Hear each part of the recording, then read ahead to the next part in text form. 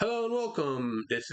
I'm basically going to be doing a response to Andy Edwards, 8 of his 10 predictions for the future of music, simply because I don't believe I have enough to really talk about or anything different to say in relation to 2 of his 10 points, which is in relation to things like copyright. There's certain things there I don't know, so I'm not going to talk about. However, I do have a lot of other things I'm going to talk about. And for those who never seen my videos, that's why I'm part of why I'm doing a face cam. Because otherwise, for the past couple years now, I've been using a virtual model. A lot of people do this thing like VTuber stuff and the like. And I mostly do it because I have an interest in it, although I'm definitely going to get into it at some point in the future. But yeah, VTubers or VTuber adjacent, such as cartoon channels and the like. And with Andy's videos, I'm gonna go backwards from the last prediction to the first and spread out from as I go because there's a lot to go over. I only have a single page of notes though, so it's not gonna be too long. Especially since even though I left a long comment rather than type out a response, seems like the bots eat my comments whenever they get long. So here's what I had to say. Hopefully Andy would have a response to this. First and foremost, when he talks about how people would have their own avatars and stuff like that, I do think that I don't believe he's talking about VTubers, given what he said. I do engage in active listening when it comes to these videos. I think that what he's talking about instead are others. Examples being Anna Indiana, Quebble Cop, and Nonori. Those who aren't exactly VTubers per se. And I could see his point because there are a lot of people who are pushing to have the next Anna Indiana.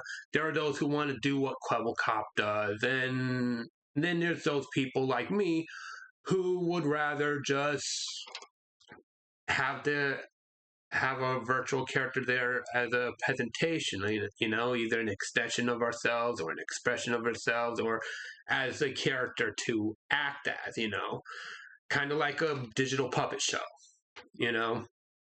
But there are those people who do want to do that, as well as Nonori, which is more mascot than VTuber, so there is that. And I do think that's basically what Andy Edwards is talking about, the Anna Indianas, the Quebble Cops, and the Nonoris. As to what those would be a common thing, I really don't think that's going to happen simply because there's constant pushback against content like that, often favoring, and if anything close to that is favored, it's either going to be voice sensing like we've seen with Hatsune Miku, or it's going to be VTuber stuff. So there is that. So something that has an actual performer in there with actual personality, not just another mascot. Other things, he says how there's going to be no instruments and no one trained to be music artists, and I do believe this will happen with pop music. And surprisingly enough, we are already seeing this when it comes to when it comes to the industry of cinema, films, the box office. And I say that because, years ago, I should have had a screen cap of this. People were having this conversation known as the Marvel Symphonic Universe. Someone started with analyzing curiosity about the soundtrack of Marvel films and then going beyond from there. Seeing how, the only thing of note is that Imagine Dragons song Ready Aim Fire and the Avengers theme. Other than that, there's kind of nothing unique or original when it comes to anything related to the music side of the Marvel Cinematic Universe, or a lot of modern film, which is also why the rare instance where something actually is beloved, like with Puss in Boots: The Last Witch. There's a reason, a lot of people, not just with Death, the character Death, people not just go crazy because it's a wolf who's this force of nature, but also that signature whistling. Kind of sad how whistling is more more musical than the vast bulk of what can best be described as just constant sampling. And yeah, what we see in the cinema, I do see happening in pop music. I don't see it happening in everything else music related, but at the same time, I would be going into different niches, not just with VTubers, but also like the video game niche, anime niche, and stuff like that. It's just going to be something that's for hobbyists and enthusiasts. And it's sad that this is a reality, but I do think that this is what's really going to happen. Music's still going to be there, but it's not going to be what pop music is. And what's popular is going to be samples and other such nonsense. Andy Edwards says there's a possibility of no large scale concerts. And I do believe that this will be a thing when it comes to the pop acts like Taylor Swift. And I mentioned Taylor Swift because one of her last so-called tours was really just a bunch of music videos in a movie theater. And that's basically it. And people went nuts. So instead of going to a concert, they went to the box office to watch a recorded concert of Taylor Swift. And I have no problem with that. I enjoyed The Wiz when I was younger. The Wiz was great. Tommy was great. Michael Jackson's Moonwalker I did find enjoyment in. A lot of this musical movies, like I am really big on soundtracks when it comes to movies, but the idea of that replacing live performances is not something I enjoy. Now, surprisingly enough, those who do the whole VTuber thing and do a musical career as VTubers actually do that as well, the whole thing. But sometimes they use holograms, and if they can't, they'll just use a screen. But even then, there's still someone who's at least trying some form of a live performance rather than just, hey, here's a theater, buy the box office or whatever. Will we ever get large concerts? Not always. But of course, there's stuff like mentioned, and even then, like in relation to anime and video games, we have such events such as Distant Worlds, which features basically an orchestra playing music from the Final Fantasy series. But again, that's when it comes to those who are hobbyists and enthusiasts, a niche market, and that's it. And that's the only place where we will see any form of a concert, as opposed to what we see with pop music. So that's what I do see happening going forward. The big concerts are not going to be pop music concerts. It's going to be something that only the hobbyists and the enthusiasts will invest and enjoy. So it's just going to be some large-scale niche market. Corporations, as well as those go and say about corporations getting 100% margins. This, I say, is varied, and that's going to take me hours to discuss, but basically it's a lot like what I previously said, Those who market to a niche, yeah, corporations are going to get a chunk, but so too will those who participate in it, such as those who invest and with the intention of, with some element of getting a return from investments, stuff like that.